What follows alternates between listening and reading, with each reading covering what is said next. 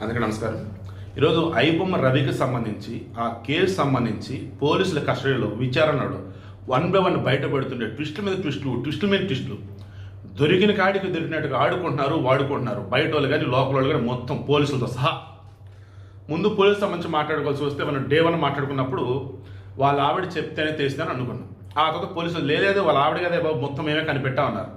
But మొత్తం cross check చేస్తుంటే పోలీసులకు తెలిసే ఛాన్సే లేదంట. వాళ్ళ ఆవిడ రెడ్ హ్యాండెడ్ అంటే లంచం తీసుకునేటప్పుడులే పక్కా సమాచారం ఇచ్చి పట్టించింది వాళ్ళ ఆవిడ. నిజంగా మహానుభావురాలకి దండం. విడాకాలు తీసుకుని వెళ్ళాక కూడా ఏంటో బాబు అసలు ఇంత దారుణంగా. సరే మళ్ళీ నేను ఏదో సినీ నిర్మాతలకు ద్రోహం చేసి ఉండవుతాడు, మనకు వదిలేట. సరే పాయింట్కి వద్దాం. ఇప్పుడు విచారణలో రవి వచ్చేసి తెలీదు, గుర్తులేదు, మర్చిపోయా. ఏంటివి? పాస్వర్డ్. దేనికి? సిస్టము, హార్డ్ డిస్క్, పెన్ డ్రైవ్లు. దాన్ని మరి ఇంకేం చేస్తారు? బలవంతంగా చెప్పేస్తామంటే అరే నాకు గుర్తులేదురా బాబు, 4 సార్లు కొడితే రాంగ్ పాస్వర్డ్ కొడితే అయిపోయాయి, మొత్తం క్రాష్ అయిపోయింది. అందుకని ఇతను గతంలో ఎథికల్ హ్యాకింగ్ చేస్తున్నాడు, ఇప్పుడు ఇవి ఓపెన్ చేయడానికి ఎథికల్ హ్యాకర్ అని పిలిపిస్తున్నారు. సో హ్యాకింగ్ చేసిన వాడి దగ్గర మరలా హ్యాకింగ్ చేసి అవన్నీ ఇప్పుడు ఓపెన్ చేయబోతున్నారు. ఓకే, మనం అనుకున్నట్టుగా పోలీసుల దగ్గర అంత హై ఎండ్ టెక్నాలజీ కనుక ఉంటే బయట నుంచి రావాల్సిన అవసరం లేదు, వీళ్ళ దగ్గర ఉన్నది చేయాలి. మరి అవట్లా బయట నుంచి రావాల్సి వస్తుంది.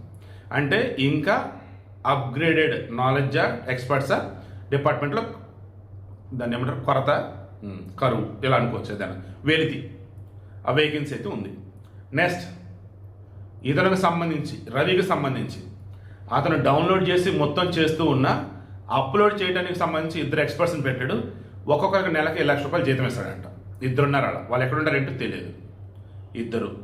నెక్స్ట్ సలీం అని చెప్పేసి ఒక లాయరు, నేను ఎన్నో కేసులు వాదించాను, విడిపించాను, నీ కొడుకుని కూడా విడిపిస్తాను సంతకం పెట్టిన వల్ల అని అడిగితే, వద్దు బాబు నా కొడుకు చేసిన తప్పే, శిక్ష ఎలా పడాలంటే అలా పడింది, లేదు వాడే చూసుకుంటాడు, వాడికి డబ్బుకు లోటు లేదు, నేనా ఇప్పుడు సంతకాలు పెట్టి వాడి తండ్రిగా కోర్టు చుట్టూ నేను తిరగలేను, నా వల్ల కదని చెప్పేసి ఆయన పెట్టల. నెక్స్ట్ వాళ్ళ ఫ్రెండ్ కూడా రావాలన్నారు, అతని ఇంతవరకు రాలా. నెక్స్ట్ తీన్మార్ మల్లన్న. మీ అందరికీ గతంలో రాజకీయం గురించి చెప్పున్నా, రాజకీయంలో ప్రజలను కనుక అట్రాక్ట్ కనుక చేయగలిగితే వాళ్ళు నిలదొక్కుంటారు. ఇప్పుడు పోలీసులకు సంబంధించి పబ్లిక్ అంతా ఏమంటున్నారు, మీరు ఐబొమ్మ రవిని పట్టుకొని ఏదో ఉగ్రవాద పెట్టుకున్నట్టు బిల్డప్ ఇస్తారేంటి? అతను మాకు మంచిగా చేశాడు, సొసైటీలో ఎన్నో నేరాలు ఘోరాలు జరుగుతున్నాయి, డైలీ వచ్చేసి ఎన్ని సైబర్ క్రైమ్లు జరుగుతున్నాయి, అవన్నీ పట్టుకోండి. మీరు డైలీ వచ్చేసి ఎంతమంది బదులకి మీరు మేలు చేకూరుతారు అది చెప్పండి. సినిమాలను పక్కన పెట్టుకొని హడావుడి చేయదు. మీరు వాళ్ళు పాప్కార్న్ రేట్లు పెంచి, టికెట్ రేట్లు పెంచి ఇదంతా చూడడం ఏమైపోయారు మీరు? ఇలా ఓ రేంజ్లో ఏకి పారేస్తున్నారు. ఎగ్జాక్ట్గా తీన్మార్ మల్లన్న మొత్తం అదే హైలైట్ చేశాడు. అట్ ది సేమ్ టైం ఏకంగా సత్యనారాయణని టార్గెట్ చేసి, నువ్వు చేసినటువంటి ఫేక్ ఎన్కౌంటర్లు మాకు తెలియవా?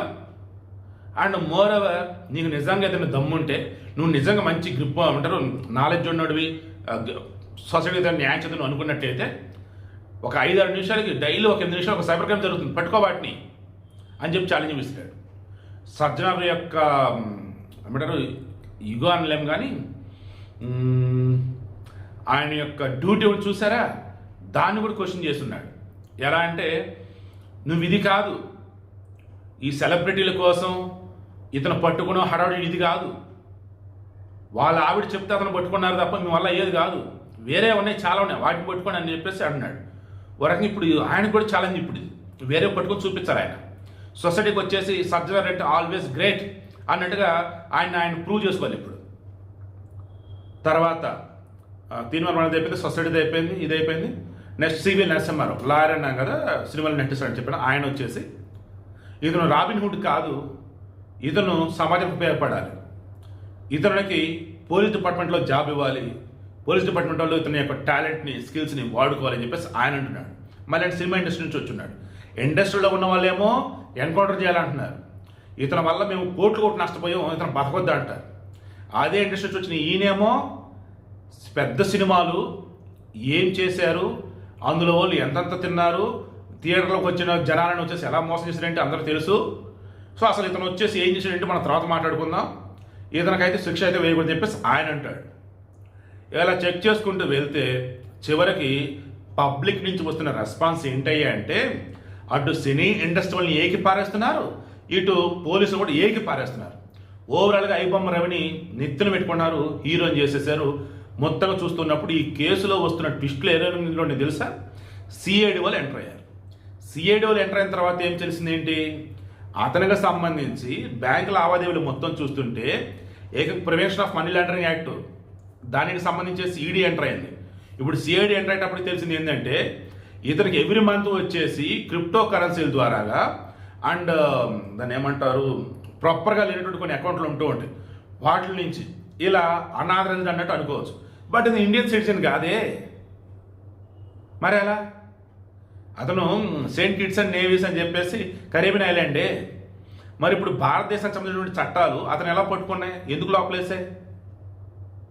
బట్ సిఐడి వాళ్ళు వచ్చేసి ఏమంటున్నారు, అతను ఫ్రాడ్ చేసిన దానికి సంబంధించి పక్క ఆధారాలు మేము సేకరిస్తున్నాం అంటున్నారు.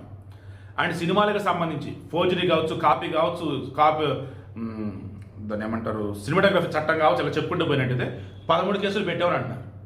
ఇతరులను పట్టుకొని కరుడు కట్టిన ఒక ఉగ్రవాదం పట్టుకున్నట్టుగా చూపిస్తూ క్రెడిట్ కొడతం కోసం పోలీసులు, సిఐడి, ఈడీ అసలు క్రెడిట్ అంతా మాదని చెప్పేసి సినీ ఇండస్ట్రీ పెద్దలు వీళ్ళు ఇక కంక్లూడ్ చేస్తారు. బన్నీ వాస్ ఒక మాట అన్నాడు, సినిమాలలో మొత్తం ఒక 100 రిలీజ్ అయితే అందరూ టికెట్ రేట్లు పెంచి బాడీ పెట్టినప్పుడు ఒక 15 ఉన్నాయి, మిగతా 85, సరే 25 ఉన్నాయి, మిగతా 75. అవి నార్మల్గా థియేటర్కి చూస్తున్నారా? అవి పైరసీ చేయకుండా ఉంటున్నారా? ఒకసారి మీరు ఆలోచించుకోండి. ఎన్ని పైరసీ చేస్తున్నారు, ఎన్ని అప్లోడ్ చేస్తున్నారు, ఎన్ని థియేటర్ టికెట్ రేట్లు పెంచారు, ఎన్ని చోట్ల ఈ రకంగా దోచుకుంటారని చెప్పేసి ఆయన అంటున్నాడు. సో బన్నీ వాస్ గారు క్లారిటీ ఇస్తున్నాను. సోదర, మీరు మాల్లో ఉన్నారు, స్వామి శరణం. స్వామి గుండెల మీద చేసుకుని ఆలోచించండి. ఒక నార్మల్ సినిమా, మీరంటే చిన్న సినిమా ఒక మల్టీప్లెక్స్లోనో లేదన్నప్పుడు నార్మల్ థియేటర్లోనో ఉంది, వెళ్ళారు, ఫ్యామిలీతో వెళ్ళారు. ఆ సినిమా టికెట్ రేట్లు పెంచలా నార్మలే.